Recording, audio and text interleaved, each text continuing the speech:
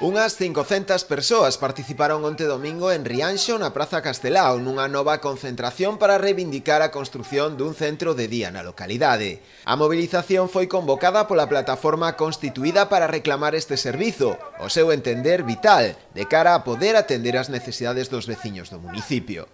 Durante a protesta, varios membros da propia plataforma trasladaronlle aos participantes algúns dos avances acadados nas últimas semanas.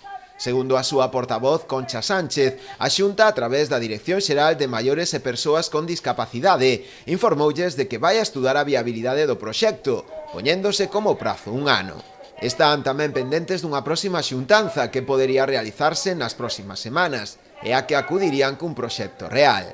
Montaremos hoxe un pirulo, el próximo día traeremos un globo se fai falta, pero o centro de día vamos a conseguir.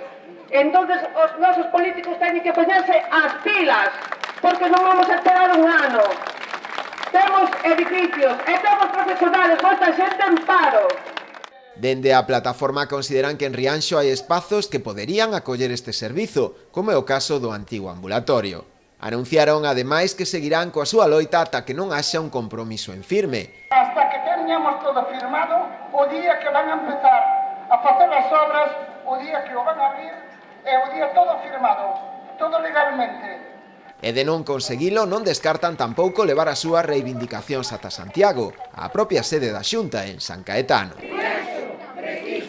Un centro de día, Rianxo precisa un centro de día, Rianxo precisa un centro de día.